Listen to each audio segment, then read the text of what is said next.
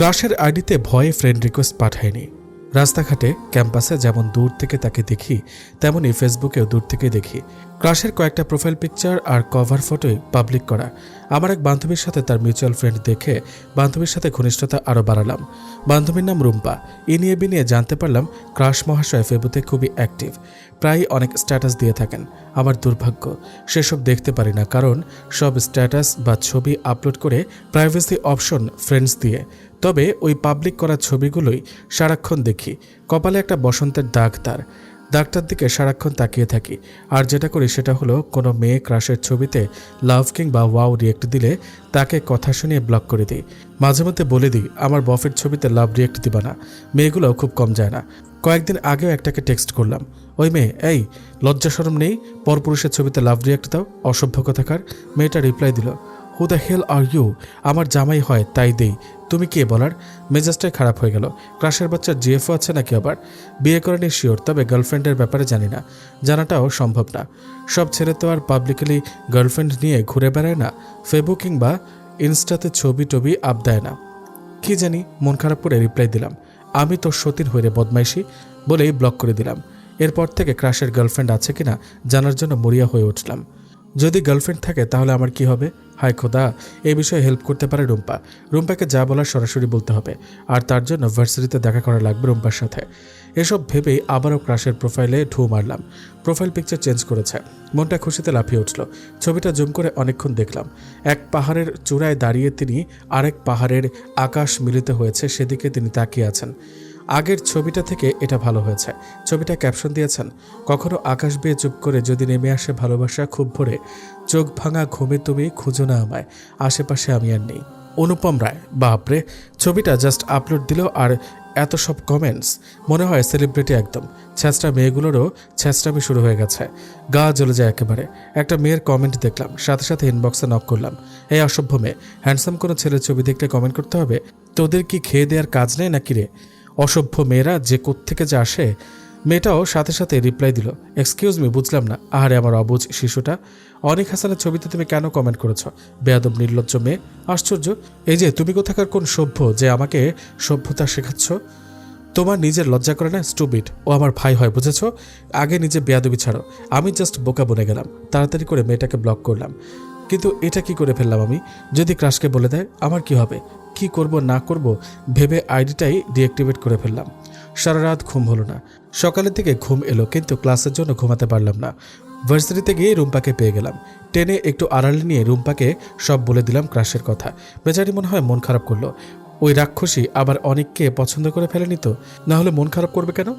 জিজ্ঞেস করবো না ভেবে করেই ফেললাম। কিরে বান্ধবী, তুই আবার অনেককে পছন্দ করিস না তো? রুম্পা মন খারাপ করে বলল, করতাম। রুম্পার এই কথা শুনে আমি পুরো বোকা বনে গেছি। হায় কপাল, হায় খোদা, কাকে আমি গুপ্তচর বানাতে চাচ্ছিলাম। কোনো মতে বললাম, মানে? আমাকে অবাক করে দিয়ে রুম্পা বলল, তোর অনেক আগেই আমি অনেক ভাইয়াকে পছন্দ করতাম রে নিশু। তুই তখন অনেক ভাইয়ার উপরে ক্রাশ খাওয়া তো দূরের কথা, তাকে চিনতিও না। আমি অ্যাডমিশনে থাকতে ভাইয়া আমাদের ব্যাচে ক্যালকুলাস ক্লাস নিত। ভার্সিটিতে চান্স হওয়ার পরই আমি ভাইয়াকে ভালো লাগার কথা জানাই, কিন্তু ভাইয়া সেদিনই আমাকে রিজেক্ট করে। রুম্পা এতটুকু বলেই থামলো। আরও কিছু বলতে চাইছিল, কিন্তু আমি কান্না শুরু করে দিলাম। আমার ভেঙে পড়ার জন্য এতটুকু যথেষ্ট। রুম্পার রূপের কাছে তো আমি কিছুই না। ওকে যদি রিজেক্ট করে তাহলে তো আমার দিকে ফিরেও তাকাবে না। কি হবে আমার? রুম্পা আমাকে সান্ত্বনা দিয়ে বলল, নিশু তুই এইটুকু শুনে কাঁদছিস, আর আমাকে পুরো ক্যাম্পাস ভর্তি ছেলে মেয়ের সামনে রিজেক্ট তো করেছেই, তার সাথে এতটুকু বলেছে যে আমরা মেয়েরা নাকি স্মার্ট হ্যান্ডসাম কোনো ছেলে দেখলেই তাদের পিছু নিতে শুরু করে দিই। আমি কান্না থামিয়ে রুম্পার দিকে তাকালাম। অনেক এর বিহেভিয়ার এমন হতে পারে? ছি, মেয়েদের প্রতি ওর এত ঘৃণা, কিন্তু কেন? শোন নিশো, এত কান্নাকাটির কিছুই নেই। আমার আগে বোঝা উচিত ছিল যখন তুই আমাকে অনেক ভাইয়ের কথা জিজ্ঞেস করতি। আমি ভেবেছিলাম এমনিতেই হয়তো জিজ্ঞেস করছিস, নয়তো আগেই বলে দিতাম তোকে। এ ছেলে কোনো মেয়েকেই সহ্য করতে পারে না, তেমন কোনো মেয়ে ফ্রেন্ডসও নেই। সিনিয়র ব্যাচ তো, ক্যাম্পাসের অনেক সুন্দরী মেয়েই ওকে পছন্দ করে, কেউ কেউ ওকে ভালো লাগার কথা জানায়, কিন্তু অপমানই হয় মেয়েগুলো। তুই কি কান্না থামাবি নিশু? আমি কি করবো রুম্পা? আমাকে তো একদম ধুয়ে দিবে। আমি তো তোদের মতো এত সুন্দরী না রে, ঢং করিস না তো। এর থেকেও ভালো ছেলে পাবি তুই, বুঝেছিস? আর আমিও রাহাতকে নিয়ে অনেক হ্যাপি। রাহাত অন্তত ওই লোকের মতো ন্যারো মাইন্ডেড না, বেয়াদব ছেলে। রূপের অহংকারে যেন বাঁচে না। খোঁজ নিয়ে দেখ না, হয়তো ছ্যাঁকা টাকা খেয়ে বসে আছে, তাই তো এত মেয়ে বিদ্বেষ, ঢং। শোন, ফর গড সেক তুই কান্না থামা, ক্লাসে লেট হচ্ছে, আমি গেলাম। চোখ মুখ মুছে আর ক্লাসে গেলাম না, একদম হলে চলে এলাম। মাথা ধরে গেছে। রুমে এসে শুয়ে শুয়ে ভাবতে লাগলাম কি করা যায়। অনেকের প্রতি আমি খুব বেশি দুর্বল হয়ে গেছি। এর আগেও আমার 2জন ক্রাশ ছিল, কিন্তু সেগুলো এতটাও ডিপলি ভাবায়নি আমাকে। তাদের চেহারা ভালো করেও দেখিনি আমি, কিন্তু অনেকের চেহারা আমার মুখস্থ। এটাকে কি ভালোবাসা বলে? এটা কোনোভাবে ভালোবাসা ছাড়া আর কিছু হতে পারে না। বিছানায় শুয়ে এপাশ ওপাশ করছে আর ভাবছি আমি অনেকের সামনে দাঁড়াতে পারবো তো? আর দাঁড়ালেও পরিস্থিতিটা কেমন হবে? বেস্ট ফ্রেন্ডহীন আমি আমার রুমমেট জিনিয়ার সাথে একটু একটু ক্লোজ। অনেকের কথাটা জিনিয়ার সাথে শেয়ার করে ফেললাম। সবটা শুনে ভাবলেশীনভাবে জিনিয়া বলল, ওই স্বপ্ন দেখা থেকে সরে জানিসু, যে স্বপ্ন নিজেই তোকে ধ্বংস করে দিবে। প্রত্যুত্তরে কিছু না বলে চলে গেলাম বারান্দায়। কি করব কিছু মাথায় আসছে না। বারান্দায় দাঁড়িয়ে তাকিয়েছিলাম অনেকের রুমের দিকে। এইচএস হল আমাদের লেডিস হলের বরাবরই দীর্ঘ 7 তলা বিল্ডিং, যদিও বেশ খানিকটা দূরে, যার 5ম তলার পশ্চিমের একদম শেষ রুমের বাসিন্দা অনেক। রাত 4টা অবধি তার রুমে আলো জ্বলছিল। পড়াশোনা করে নাকি কি করে কে জানে, সারা রাত নির্ঘুম কাটলো আমার। সকালে একটু তাড়াতাড়ি ভার্সিটিতে চলে গেলাম। ক্যাম্পাসে দৌড়ের ওপর ছেলে মেয়ে ক্লাসের দিকে ছুটছে। সকাল 8টায় কারি বা ক্লাস করতে মন চায়। ভাবতে ভাবতে আনমনে হাঁটছিলাম আর হঠাৎ কেউ একজনের গলা শুনলাম, ওই অনিকা। হার্টবিট বেড়ে গেল আমার। আশেপাশে তাকালাম, কেউ নেই। পেছনে ফিরে দেখি ক্রাশ সাহেব হাসি হাসি মুখ করে তার বন্ধুর দিকে এগিয়ে যাচ্ছে। অনেকক্ষণ ধরে তাদের দেখছিলাম। হুট করে ক্রাশকে ডাক দিয়ে বসলাম, অনেক ভাইয়া। সে বিরক্ত হয়েছে বলে মনে হলো। বন্ধুর সাথে কথা বন্ধ করে বিরক্ত সুরে বলল, কিছু বলবে? ভাই একটু এদিকে আসুন না। এগিয়ে এসে বলল, কি ব্যাপার? আমি নিজেই ভুলে গেলাম কেন তাকে ডাকলাম। কি বলবো এখন?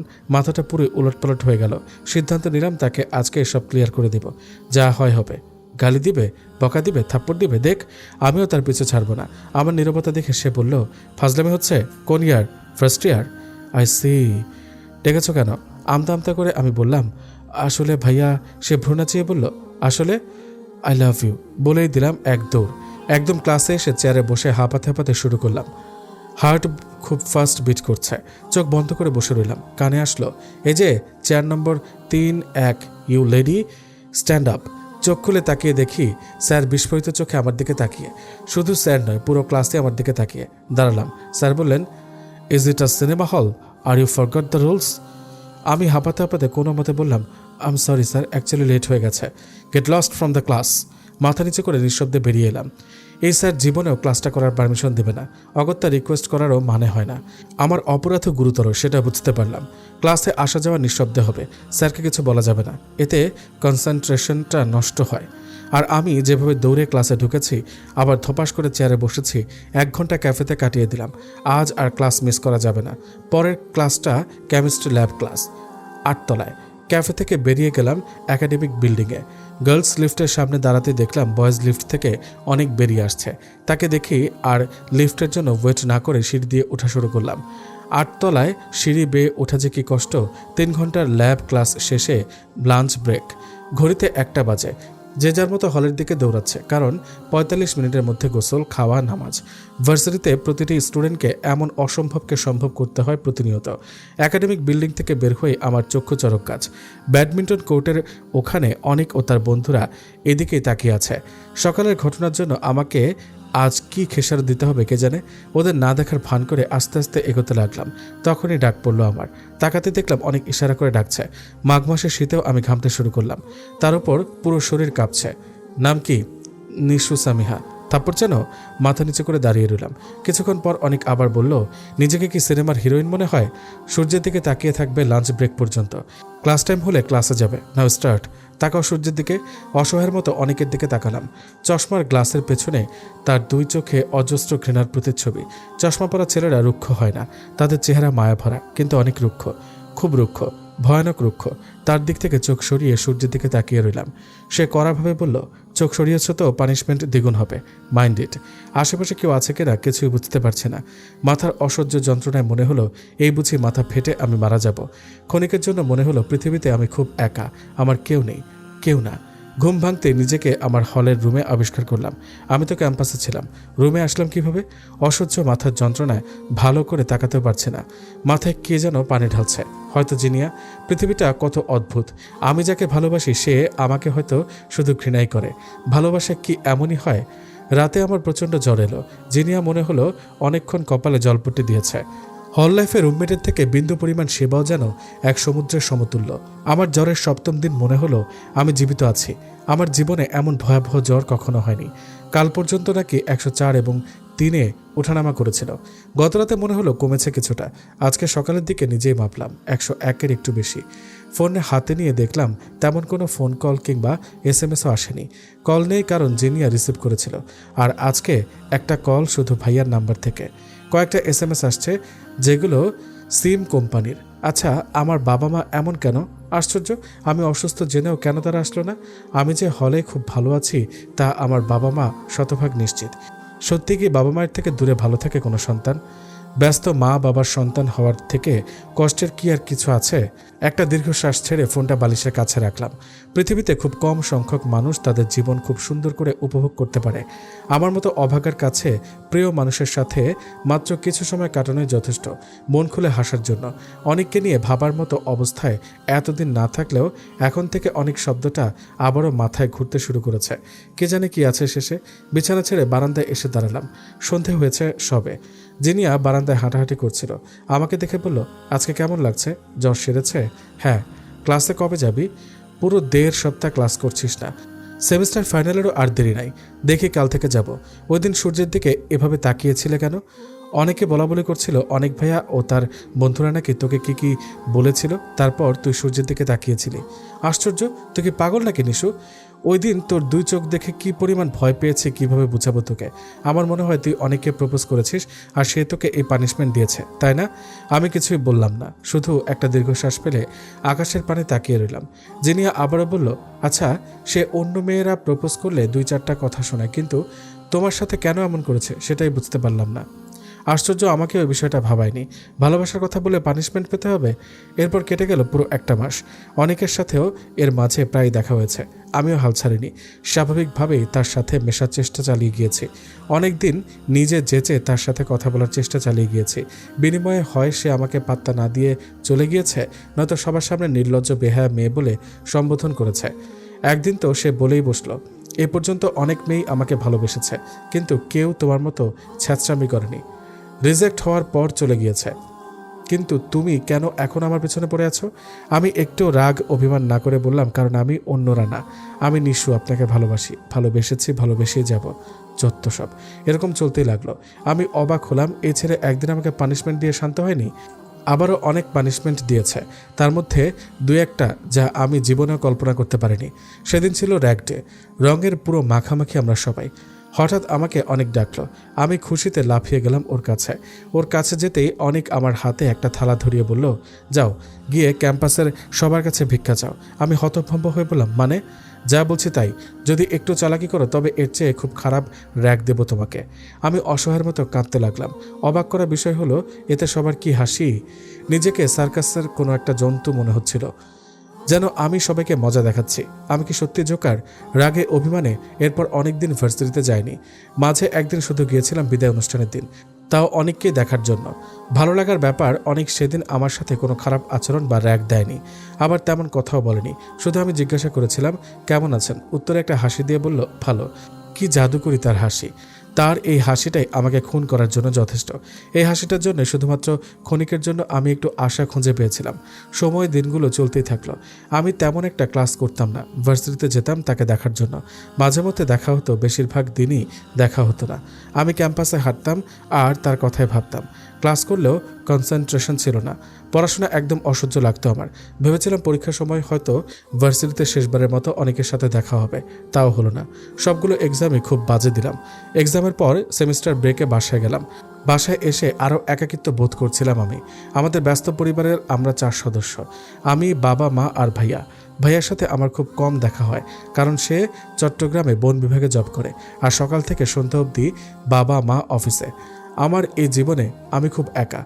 বাবা মায়ের অঢেল টাকা থাকায় শুধুমাত্র এই জিনিসটাই না চাইতে পেয়েছি আমি, কিন্তু যা চাই তা পাওয়া হয়ে ওঠে না।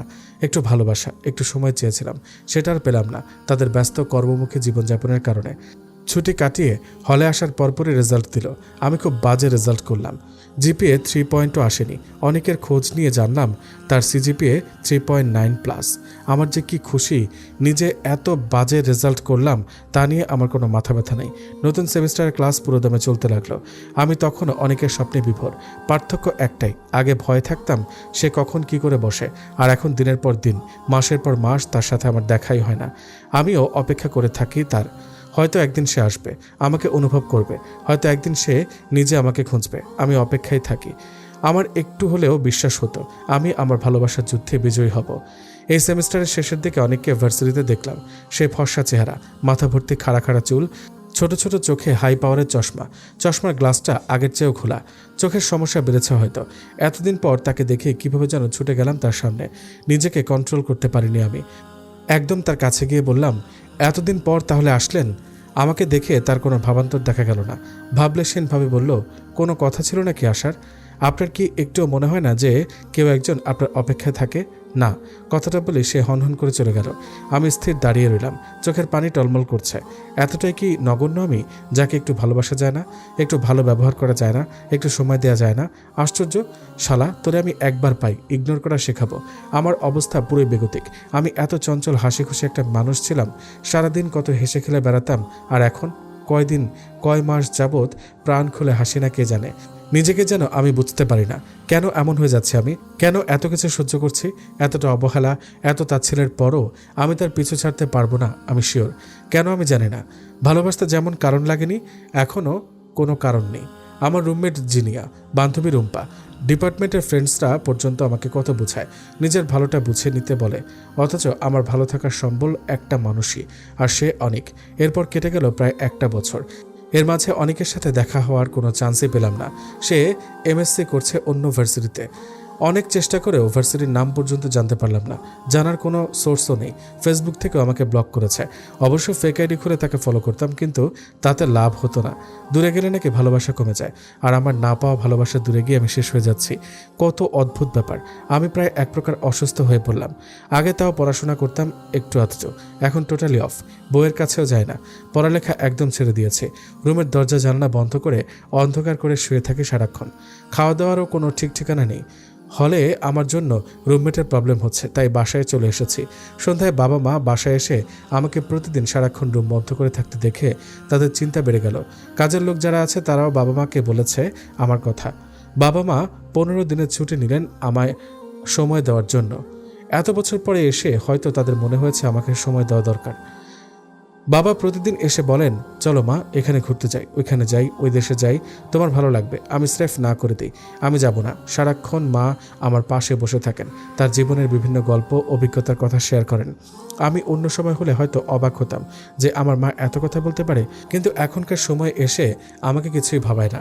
হুট করে আমি বিরক্ত হয়ে মাকে বলি, মা, তোমার কথায় আমার মাথা ব্যথা ধরে গেছে, প্লিজ যাও, আমি ঘুমাবো। তখন আমি মায়ের দিকে তাকাই না, হয়তো তাকালেই দেখব দুটো চোখ ছলছল করছে, টুপ করে ফোঁটা অশ্রু গড়িয়ে পড়বে এক্ষুনি।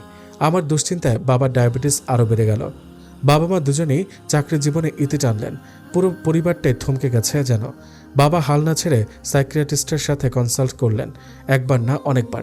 অ্যাপয়েন্টমেন্ট কনফার্ম করলেন। মিট করার সময় আমি আর গেলাম না। এর মাঝে ভাইয়া বাসায় আসলো। বাবা মা ভাইয়াকে বিয়ে দিয়ে দিলেন।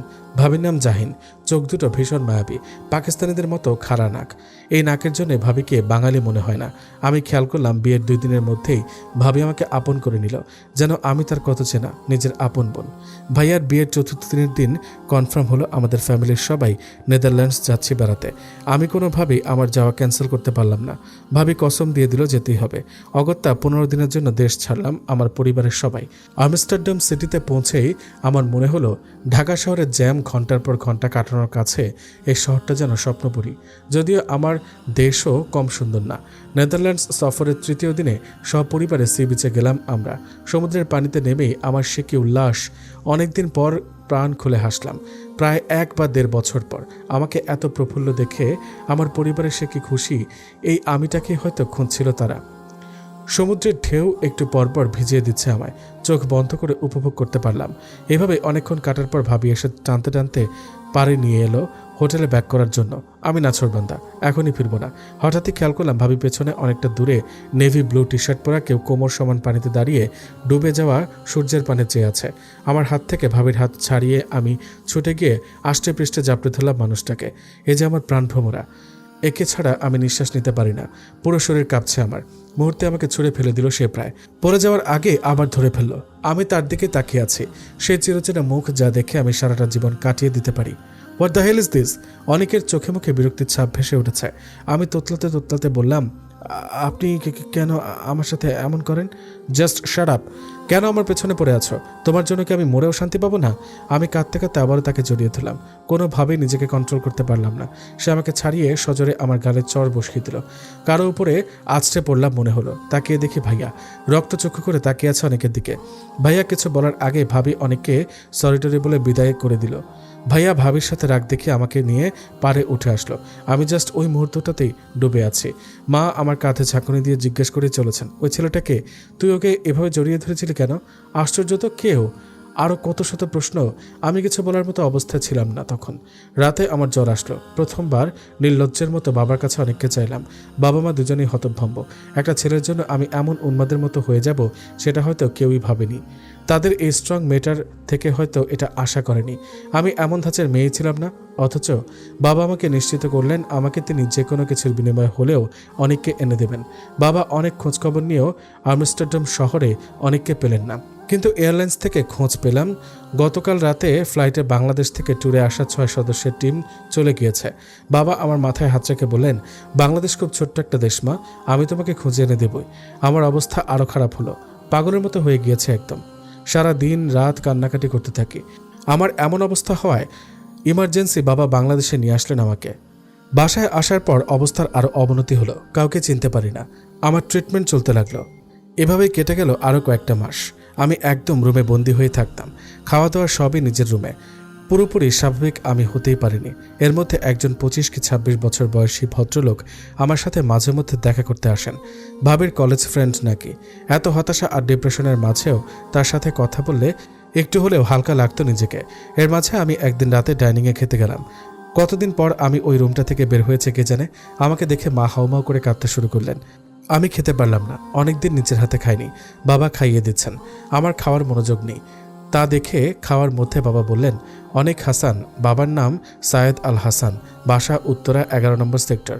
মাল্টিন্যাশনাল কোম্পানিতে জয়েন করেছে মাস 3 আগে। 2 ভাই 1 বোন। ছেলেটা সবার বড়। ওরা কুমিল্লার হলেও ঢাকায় আছে ছেলের জন্মের আগে থেকেই। আমি জাস্ট থমকে গেলাম। বাবা আমার দিকে তাকিয়ে মৃদু হাসলেন। আমি বাবাকে জড়িয়ে ধরে বললাম, আই লাভ ইউ বাবা। বাবা বললেন, তোমার এই খুশি ভরা মুখটাই দেখতে চেয়েছিলাম মা। এরপর থেকে শুরু হলো আমার ওপর সবার অত্যাচার। একদম স্ট্রেট চিপায় রেখে দিয়েছে আমাকে। আমি যতদিন না পর্যন্ত স্বাভাবিক হচ্ছি ততদিন পর্যন্ত বাবা অনেকের বাসায় প্রপোজাল পাঠাবেন না। কোনো বাবা মা তার ছেলের গলায় নিশ্চয়ই হাফ মেন্টাল মেয়ে ঝুলিয়ে দেবেন না। ভাবির সাথে ওই কদিনে আরও ক্লোজ হয়ে গেলাম। কত গল্প যে আমরা করতাম সারাক্ষণ। প্রায়ই ঘুরতে যেতাম, লাঞ্চ করতাম বাহিরে, শপিংয়ে যেতাম। কখনো বাসার সবাই মিলে উইকেন্ডে ট্যুর দিতাম, শুধু আমার স্বাভাবিক জীবনটা ফিরে পাওয়ার জন্য। মিস্টার ফারহান ইমতিয়াজের সাথে কয়েকদিনের আলাপে উপলব্ধি করলাম জীবনের অন্তিম মুহূর্তেও হাল ছাড়তে নেই। মিস্টার ফারহান ইমতিয়াজ হলো ভাবির সেই কলেজ বন্ধু, পেশায় সাইকিয়াট্রিস্ট। সেই হিসেবে তিনি এখন আমার পরিচিত। আমার সম্পর্কে মিস্টার ফারহান শুধু এইটুকুই জানতেন, অনেক নামে এক ছেলের জন্য আমার এই অবস্থা, সে আমাকে ভালোবাসছে না, ব্লা ব্লা ব্লা। মিস্টার ফারহানকে আমি অনেকের ব্যাপারে সব বললাম, A to Z। অত্যন্ত মনোযোগ দিয়ে শুনে তিনি চুপ করে রইলেন। আমার বিরক্তির শেষ নেই। এই মানুষটা বাহিরের হলেও তার সাপোর্ট নিজের লোকেদের চেয়ে কোনো অংশে কম নয়। এই যে ইদানিং আমি সারাক্ষণ হাসি গল্প করি, তার পেছনে এই লোকটারও তো বড় অবদান আছে। আর এখন সে চুপ করে আছে। তাকে চুপ করে থাকার জন্য আমি এসব বলেছি। নিশু? মিস্টার ফারহান হাসলেন। আবার হাসি থামিয়ে বললেন, মন দিয়ে শুনবে নিশু, আমি একটা মেয়েকে খুব পছন্দ করি। পছন্দ করার কারণ অবশ্য নেই, তবুও পছন্দ করি। বলতে পারো ভালোবাসি। সেও আমাকে ভালোবাসতো বলছে কারণ এখন তার ধারণা আমাকে পছন্দ করে না। সে নাকি এতদিন ভালোবাসেনি, জাস্ট ওর ভালো লাগতো। এখন ওর মনে হচ্ছে ভালো লাগা আর ভালোবাসার মধ্যে অনেক ডিফারেন্স। জোর করে সম্পর্ক টিকিয়ে রাখা যায় না। আর যদি হয় এটা একতরফা, তাহলে তো সেই সম্পর্কের কোনো মানেই নেই। অবশ্য আমিও জোর করিনি, কারণ সংসার কিংবা সম্পর্ক এটা হলো মাটির পুতুলের মতো। যত্নে তৈরি করা থেকে শুরু করে সবসময় যত্নে রাখতে হয়। হাত ফসকে গেলেই শেষ। সম্পর্ক এমনই।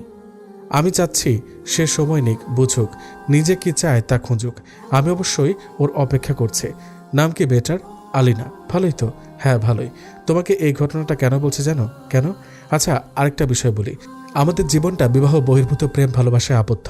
আমরা নিজেরাই করতে চাই, অথচ দেখো এর বাহিরেও একটা সুন্দর জীবন কিন্তু আছে। কি নেই আমাদের জীবনে? সবই আছে। আবার একটার বদলে পরিপূরক অপরটা আছে, কিন্তু আমরা তা উপভোগ করতে পারি না, কারণ সেটা আমাদের কাছে পানিভাত হয়ে গিয়েছে। আমরা চাই অসাধারণত্ব, কারণ কোনো কিছুই আমরা উপভোগ করতে পারি না। সেজন্য আমরা কেয়ারিং ভালোবাসা চাই, কিন্তু সেটাও যেন অতিরিক্ত কিছু না হয়ে যায়। তরকারিতে অতিরিক্ত লবণ দিলে পুরো তরকারিটাই অখাদ্য হয়ে যায়। বাস্তবিক কিছু কিছু ব্যাপারও এরকমই।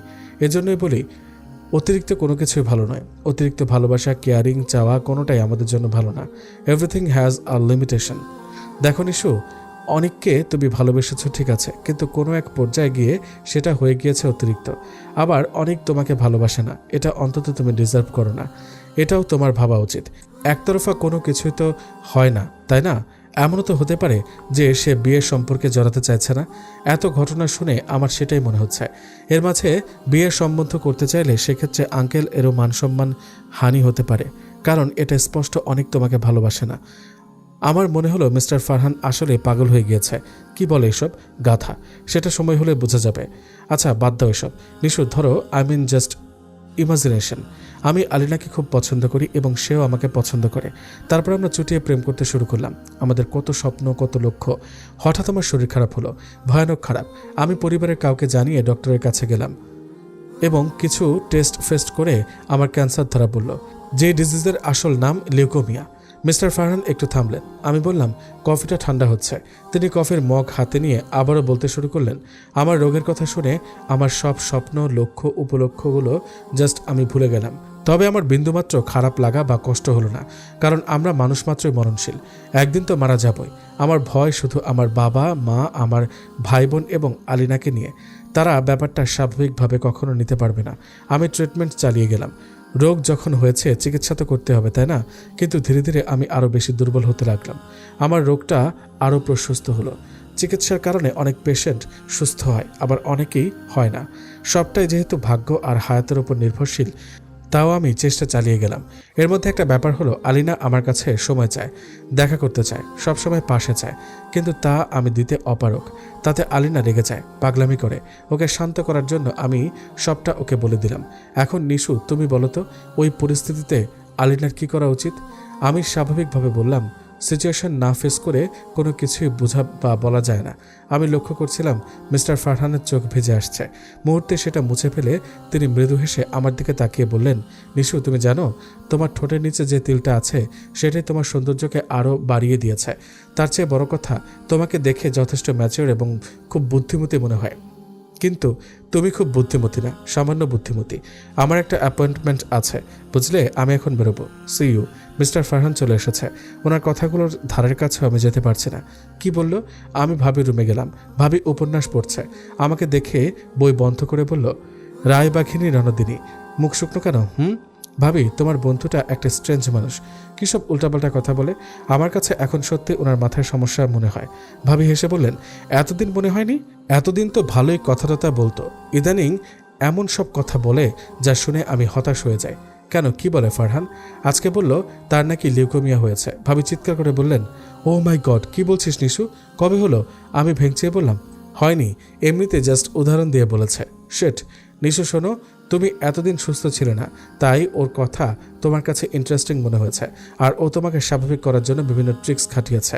এখন তুমি স্বাভাবিক হয়েছ, তাই হয়তো ও তোমাকে কিছু বাস্তবধর্মী কথা বলছে, যাতে তুমি ওগুলো উপলব্ধি করতে পারো, জীবনের কঠিন পরিস্থিতিতেও স্ট্রং থাকতে পারো। ভাবি, তুমি আমাকে তুমি তুমি করে কথা বলছো কেন হঠাৎ? ভাবি পাত্তা না দিয়ে বললেন, আচ্ছা নিশু, তুই পড়াশোনা আবার শুরু কর। ইয়ার লস হতেই পারে, তাই বলে টোটালি অফ তো করতে পারিস না। এই যুগে পড়াশোনা ছাড়া ভাত নেই। অবশ্য তোর অনেক না চাইলে সেটা অন্য ব্যাপার। আমার পক্ষে কিছুতেই আর পড়াশোনা সম্ভব না ভাবি, একদম মন উঠে গিয়েছে। ভাবি কপাল চাপড়ে বললেন, হায় খোদা, পুরো মনটাই একটা ছেলেকে দিয়ে বসে আছে যে। আচ্ছা ঋষভনি, তুই বিয়ের পর সারাদিন রাত অনেকের দিকে তাকিয়ে থাকিস, সংসার করা লাগবে না, মন তো ওখানেই। কি যে বলো না গো। ও মাই গড, নিশু তুই তো ব্লাশিং করছিস রে, আয়নায় দেখ দেখ। ভাবি হাসতে লাগলেন। আমিও হেসে ছাদে চলে গেলাম। বাসার ছাদে আমি খুব একটা যেতাম না। ইদানিং খুব ছাদে যেতে ইচ্ছা হয়। খুব ভোরে ঘুম থেকে উঠে ছাদে এসে সূর্যোদয় দেখতে ইচ্ছা হয়, আবার সন্ধে হওয়ার আগে সূর্যাস্ত দেখতে ইচ্ছা হয়। ইদানিং সবই ভাল লাগে। মায়ের কাঁধে মাথা রেখে ঘুমাতে ভাল লাগে, মায়ের জীবনের গল্পগুলো শুনতে ভালো লাগে। বাবার সাথে দাবা খেলতে তো আমি এক পায়ে খাড়া, যদিও বারবার বাবার সাথে হেরে যাই। আমি একদিনই জিতেছিলাম, তবে সেই খেলায় আমাকে সাপোর্ট করেছে মা, ভাবি আর মিস্টার ফারহান। রাত ঠিক 12টায় আমার ফোনে আননোন নাম্বার থেকে টেক্সট আসলো। টেক্সটটা এরকম: তুমি জানবে না, একখণ্ড মেঘের জন্য কি বিশাল মরুভূমি, অভ্যন্তরে তুমুল সাইমুমে বৃষ্টি চৈত্রের নিচে পুড়ে যায় অক্ষম ক্ষোভে। শুভ জন্মদিন, NIHUSAMIHA। সব কথা শেষ হলে করাঘাতে জাগাবে তোমায়, তুমি এসে খুলবে দুয়ার, দেখা হবে না। আজকে আমার জন্মদিন। আজকে কয় তারিখ? এটা কি ধরনের বার্থডে উইশ? অদ্ভুত। কে পাঠালো এটা? আমি কিছুই বুঝতে পারলাম না। ঠিক সকালেও এরকম আরেক অদ্ভুত ব্যাপার ঘটল। কলিং বেলের আওয়াজ শুনে মেইন ডোর খুলে দেখি কেউ নেই। ফ্লোরে একটা বক্সটা নিয়ে খুলে দেখলাম ভেতরে কেক এবং চিরকুট। আমি চিরকুটটা নিয়ে রুমে চলে এলাম। তাতে গুটি গুটি অক্ষরে কিছু কবিতাংশ লেখা। দুয়ার বন্ধ করলেই আমি ফিরে যাব নির্বিকার। অস্বীকার করো, মেনে নেব। অ্যালবামে স্মৃতি নেই বলে আদৌ দুঃখ করি না। সোনালী নিঃসঙ্গতায় আমার বিচিত্র দুঃখের সমাবেশ সঞ্চয়। ব্যথা দাও, বুকে রাখবো ব্যথায়, ভাঙবে না বুকে ব্যথা আছে। স্বপ্ন ডুবিয়ে নির্ভর হতে চেয়ে ডুবেছি এখন স্বপ্নের বোঝা বয়ে। নিঃসঙ্গতায় ব্যর্থতা নয়। প্রচলিত সামাজিক প্রাণী, জেনে রাখো, একা থাকা মানে অন্ধ পরাজয় নয়, পরাজয় ভিন্ন কিছু। আমি কিছুই বুঝতে পারলাম না কে পাঠিয়েছে আমাকে এসব লেখার মতো। কে থাকতে পারে? আমি এটা শিওর রাতের টেক্সট আর এখনকার পার্সেল একই ব্যক্তির পাঠানো। বাই এনি চান্স অনেক পাঠায়নি তো? তাহলে কি সে লিখেছে সব? সাথে সাথে আমি অনেকের নাম্বারে ডায়াল করলাম, কিন্তু নাম্বার বিজি। আমি এখনও ব্লকড। অনেকের বাবা মা আমাকে দেখে গিয়েছিলেন 3 দিন আগে। ওনারা বলেছিলেন ওনাদের ছেলের সাথে কথা বলে জানাবেন, কিন্তু 3 দিন পার হওয়ার পরও নিজে থেকে কিছু ওনারা জানালেন না। আমার জোরাজুরিতে বাবা সলিম আঙ্কেলকে দিয়ে তাদের সাথে যোগাযোগ করলেন। সলিম আঙ্কেল আমার বাবার কলিগ। আঙ্কেল জানালো তারা আমাকে রিজেক্ট করেছে। তারা নয়, রিজেক্ট করেছে অনেক, কারণ আমি গ্রাজুয়েশন কমপ্লিট করিনি। সোজা কথায় আমি একজন PhD করা ইঞ্জিনিয়ারের অযোগ্য। অথচ বাবা নিজে অনেকের বাবা মাকে ব্যাপারটা জানিয়েছিলেন। রিজেক্ট হওয়ার পর যতটা না কষ্ট পেয়েছি আমি তার চেয়ে বেশি পেয়েছি বাবার পরাজিত মুখটা দেখে। প্রথমবার আমার বাবাকে দেখে মনে হলো বাবা যেন কোনো এক যুদ্ধে পরাজিত হয়েছেন। আমার চেয়ে যেন বাবাই বেশি আশাহত হয়েছেন। সেদিনই বাবা স্ট্রোক করেন। বাবার শরীরের পুরো বাম দিকটাই প্যারালাইজড হয়ে গেল। হুইলচেয়ার আর বিছানার মধ্যেই বাবার জীবন চলতে লাগলো। আমার জন্য বাবার এই হাল মেনে নিতে পারছিলাম না। নিজের কাছে নিজেকে অপরাধী মনে হতো। আমার নিজের জীবনের প্রতি আমারই বিরক্ত এসে গিয়েছে। এর জন্য পরিবারের মানুষগুলো আমাকে কোনো রকম দোষারোপ করেনি। মা মাঝে মধ্যে বলতেন একটা কোথাকার ছেলের জন্য আমার পুরো সংসার ধ্বংস হয়ে গেল। বাবার কন্ডিশন আগের থেকে অনেকটা বেটার। এর মাঝে রুম্পা জানালো অনেকের বিয়ে। এবার আমি আরও ভেঙে পড়লাম। আমি কি সত্যি তার অযোগ্য? সে সময় মিস্টার ফারহান পাশে দাঁড়ালেন। অনেকের বিয়ের কথা শুনে তিনি পুরো হতভম্ব হয়ে গেলেন। আমাকে উপদেশসূচক বক্কর চক্কর কী সব বললেন। আমি সবটাই অগ্রাহ্য করলাম। এই লোকটার মাথা খারাপ। একদিন আমি সোজা অনেকের অফিসে চলে গেলাম। তার কাছে থেকে আমার অনেক কিছু জানার বাকি। আমাকে দেখেই বলল, তুমি কেন এসেছো? আমি ছুটে গিয়ে তার কলার চেপে ধরে বললাম, কেন আমাকে বিয়ে করা যায় না? কেন আমাকে ভালোবাসা যায় না? কেন? অনেক আমার থেকে নিজেকে ছাড়িয়ে নিয়ে কলার ঠিক করে বলল, কোনো চিপ মেন্টালিটির মেয়ের দিকে আমি ভুলেও তাকাই না। মানে? অনেক হাসলো। ফোন বের করে আমার চোখের সামনে ধরলো। আমার পায়ের নিচ থেকে মাটি সরে গেল মনে হলো। অনেকগুলো স্ক্রিনশট, যেগুলো আমার আইডি থেকে বিভিন্ন সময় অনেকের ফ্রেন্ড লিস্টে থাকা মেয়েদের পাঠানো মেসেজ। অনেককে গালি দিয়েছি, অনেককেই আজে বাজে কথা শুনিয়েছি। আমি দুঃস্বপ্নেও ভাবিনি এই সামান্য বিষয় আমার জীবনে কাল হয়ে দাঁড়াবে। মাত্র সামান্য একটা বিষয়ের জন্য আমার পরিবারের এই অবস্থা। প্রায় 3টা বছর ধরে কষ্ট পাচ্ছি আমি অনেকের পা ধরে কাঁদতে শুরু করলাম। অনেক আমাকে তুলে চেয়ারে বসিয়ে বলল, কি ভেবেছ পা ধরে কাঁদবে আর আমি সব ভুলে গিয়ে তোমাকে কাছে টেনে নিব? তবে তুমি এখনও স্বপ্ন দেখছো। এমনটা হওয়ার হলে আমি অনেক আগেই তোমাকে নিজের করে নিতাম। একটা ব্যাপার জানো তো, আমার জীবনে আমাকে অনেকেই ভালোবেসেছে। আমি রিজেক্ট করেছি তো চলে গিয়েছে, শুধু তুমি যাওনি। সে হিসেবে তুমি ট্রু লাভ করছো, তাই না? অনেক থামলো। আমার কাছ থেকে সরে গিয়ে জানলার কাছে গিয়ে বাইরে দাঁড়িয়ে তাকিয়ে রইল। আমি ওর চেহারাটা দেখতে পাচ্ছি না। নিশু, তোমার কি মনে হয় তুমি ট্রু লাভ করেছো? একটা সম্পর্ক তৈরি হয় বিশ্বাস থেকে আর টিকে থাকে বিশ্বাসের উপর। তুমি যখন প্রথমবার আমাকে দেখলে তোমার ভালো লাগলো, তুমি কি করলে? আমার আইডি খুঁজে আমার লিস্টের ফিমেল ফ্রেন্ডদের গালিগালাজ করতে শুরু করে দিলে। অনেককে বলেছ তুমি আমার বউ, আমার গার্লফ্রেন্ড। তোমার কি একবারও মনে হয়নি এদের মধ্যে কেউ আমার বোন কিংবা সম্পর্কে ভাতিজি কিংবা ভাগ্নি হতে পারে? তোমার মনে হয়নি এসবের কারণে আমাকে কতটা কালার হতে হবে সবার কাছে? তুমি একবারও ভাবোনি কতটা নীচ একটা কাজ তুমি করে যাচ্ছ দিনের পর দিন? তোমার ভাবার সময় হয়নি, কারণ তুমি মোহে মোহিত হয়েছিলে। তুমি সব ভুলে গিয়ে শুরু করলে বৃষ্টি একটা খেলা। আমার নিজের বোনকেও তুমি বাদ দাওনি, তাকে পর্যন্ত বৃষ্টির কথা শুনিয়েছ। ওয়াজ ইট ট্রু লাভ নিশু? ভার্সিটিতে আমি প্রথম তোমাকে ওই যে সূর্যের দিকে তাকিয়ে থাকতে বলেছিলাম কেন জানো? তোমার এই জঘন্য খেলার জন্য। তোমাকে আমি এরপর যতবার অপদস্থ করেছি এই কাজের জন্যই, আর এখনও তোমাকে ঘৃণা করি তোমার এই কাজের জন্যই। শুধু আমি নই, আমার পুরো পরিবার তোমাকে ঘৃণা করে। ভালো হয় তুমি সবকিছু ভুলে গিয়ে সুন্দর স্বাভাবিক একটা জীবন লিড করো। তোমার সাথে চঞ্চলতা মানায়, তোমাকে হাসি খুশি দেখতে ভালো লাগে। তোমার বিশুদ্ধ চেহারাটা দেখলে আমার নিজেকে দায়ী মনে হয়, কিন্তু দেখো তাতে আমার কোনো দোষ নেই। আমি তো জানি আমার জায়গা থেকে আমি রাইট। আমি কতদিন পর চিৎকার করে কেঁদেছি আমি জানি না। বাসায় ফিরে দেখলাম পুরো বাসায় লোকজন ভর্তি। মা পাগলের মতো করছেন। আমাকে দেখে তেড়ে আসলেন। কারা যেন মাকে আটকালো। মা বলতে লাগলেন, অলক্ষী বেইমান মেয়ে, নিজের বাবাকে শেষ করলি ডাইনি। তুই আমার নিজের মেয়ে না। ভাইয়া ভাবি আমাকে জড়িয়ে ধরে কাঁদতে লাগলো। বাবা মারা গিয়েছেন, বাবার মৃত্যুর জন্য আমিই দায়ী, একমাত্র আমি। সর্বস্ব হারানোর যন্ত্রণা সহ্য করার মতো ক্ষমতা আমার নেই। নিজের রুমের দিকে পা বাড়ালাম আমি। আমার ঘুম দরকার, গভীর ঘুম। টপটপ করে চোখের জল গড়িয়ে পড়ল ডায়েরিতে লেখা শেষ পৃষ্ঠায়। আলিনা ডায়েরিটার শেষ পৃষ্ঠায় লিখল, একটা তিক্ত সত্য না জেনে নিজের জীবনটা শেষ করে দিলে তুমি। তুমি নিজে জানলেও না আমার ভাইটা তোমাকে বহু আগে ক্ষমা করে দিয়ে ভালোবেসে ফেলেছিল। শুধু তুমি কেন, আমরা কেউই জানতাম না। তোমার জীবনটা সে নষ্ট করতে চায়নি বলেই তোমাকে দূরে রেখে দিয়েছে। এতটা ভালোবাসা, এত পাগলামি কি এড়িয়ে যাওয়া যায় নিশু? ক্ষমা না করে কি থাকা যায়? কেউ তোমাকে ঘৃণা করতো না, সবাই ভালোবাসতো। তুমি এই সত্যিটা জানলে না, জানতাম না আমরাও। জানতো শুধু ফারহান। ভাইয়া তাকে জানিয়েছিল তোমাকে সাপোর্ট করার জন্য। তুমি কিছুই বুঝলে না। এত বোকা কেন তুমি? বোকা তো আমরাও। একটা মানুষ ভেতরে ভেতরে শেষ হয়ে গেল আর আমরা কেউই টের পেলাম না। ভাইয়ার প্ল্যান অনুযায়ী তোমাকে জানানো হয় বিয়ের কথা, যেটা সম্পূর্ণ মিথ্যা। শুধুমাত্র তুমি সব ভুলে নিজেকে সুখে রাখো এই আশায় হয়তো বলেছিল। আচ্ছা বাদ দাও, আমার খুব জানার ইচ্ছা তোমরা দুজনে কেমন আছো, একসাথে আছো তো? আমার অনেক ইচ্ছা হয় তোমাকে ভাবি ডাকতে। নিয়তি এমন কেন বলো তো? কেন এত খেলে? চোখ দুটো আবারও ঝাপসা হয়ে আসছে আলিনার। আলিনাকে ডায়েরিটা দিয়েছে ওর স্বামী ফারহান ইমতিয়াজ। ডায়েরিটা খুব যত্ন করে রেখে দিয়েছে সে। আফসোস ভাইয়ের ডায়েরিটা পায়নি, কারণ সেটা অনেক পুড়িয়ে ফেলেছিল। ফারহান আলিনাকে ডায়েরি নিয়ে ঘাটাঘাটি করতে দেখে বলল, আলু আর কত ডায়েরিটা পড়বে? প্রতিদিন এটা পড়ো আর কান্না করো। তোমার এই অবস্থা এসব কি ঠিক হচ্ছে? আলিনা নাক টানতে টানতে অভিমানের সুরে বলল, তুমি নিশুর ব্যাপারে আরও অনেক কিছু জানো, কিন্তু আমাকে বলছো না। না বললে আমি প্রতিদিনই পড়ব আর খুঁজে বের করব। ব্যাপারটা কি? অনেকবারই তো চেষ্টা করলে, বের করতে পেরেছ? তাহলে তুমি বলে দিতে পারো আমার কাছে লুকানোর কি আছে? আমি কখন লুকিয়েছি? ইনফ্যাক্ট আমি তোমাকে কিছুই বলিনি। তুমি যতটুকু বুঝেছ সেটা ডায়েরি পড়ে আর বাস্তবের সাক্ষী হয়ে। আলু, আমার দেখা একটা অন্যরকম কেস ছিল নিশুর গল্পটা। আমি নিজেও পুরোপুরি হিসেব মেলাতে পারছি না। কিসের হিসাব? আজকে অন্তত বলো। কি যে বলবো। আচ্ছা, তুমি ডায়েরিতে অনেকগুলো লেখা মার্ক করা খেয়াল করেছ? বিরক্ত হয়েছে এর জন্য। আচ্ছা দেখো, নিশু প্রথমে লিখেছে তাকে অনেক র্যাক দিয়েছে, প্লাস প্রপোজের জন্য পানিশমেন্ট দিয়েছে। সেগুলো যেমন তেমন ছিল না।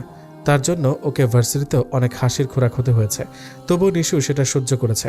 ভালোবাসা মানে সবকিছু সহ্য করা না। যদি আমি তোমার সাথে এমন করতাম তুমি মেনে নিতে? অবশ্যই না। কিন্তু দেখো নিশু টু শব্দও করেনি, আবার অনেকের প্রতি ভালোবাসাও কমায়নি। হ্যাঁ, ব্যাপারটা আমি খুব অবাক হয়েছি। তার চেয়ে বড় কথা, ও ছোটবেলা থেকে স্নেহ ভালোবাসা খুব কম পেয়েছে। আঙ্কেল আন্টি দুজনেই জব করতেন, সেই হিসেবেও তাদের থেকে সময়, স্নেহ, ভালোবাসা খুব কম পেয়েছে। সেটাও ও লিখেছে। ও একটু কেয়ার, ভালোবাসা চাইতো ওনাদের কাছে। ব্যাপারটা দ্বারায় ও এই অভাববোধের কারণেই এত কিছু টলারেট করেছে, সহ্য করেছে। কিন্তু তাই বলে এত, সেটাও মানা যায় না। আমি যেদিন জাহিনের থেকে নিশুর কথা শুনি তখনই মনে হয়েছে নিশু ছোটবেলা থেকে মেন্টালি উইক। ও একা থাকতে থাকতে ওরকম হয়েছে, নাকি সেটা কেয়ারিংয়ের অভাবে, নাকি অন্য কিছু, আই ডোন্ট নো। আমি স্টিল ক্লিয়ার হতে পারিনি। আর নিশুর সাথে আলাপ যখন হয় তখন তো ও পুরোপুরি অ্যাবনর্মাল ছিল।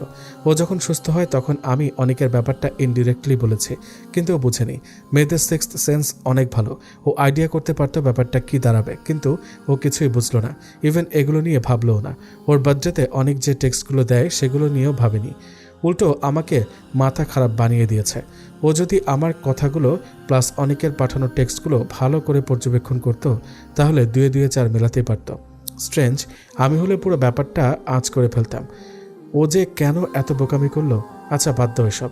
পৃথিবীতে অনেক কিছুই ঘটে যেগুলো আমরা ভাবতেও পারি না। এটাও ওরকম পরিশিষ্ট। নিশু যেদিন আত্মহত্যা করে, একই দিনে দীর্ঘ 3.5 বছর লিউকেমিয়ায় তিলে তিলে শেষ হয়ে মারা যায় অনেক। সেদিন অফিস থেকে বাসায় ফিরে সরাসরি রুমে গিয়ে রুম বন্ধ করে ঘুমিয়ে পড়ে সে।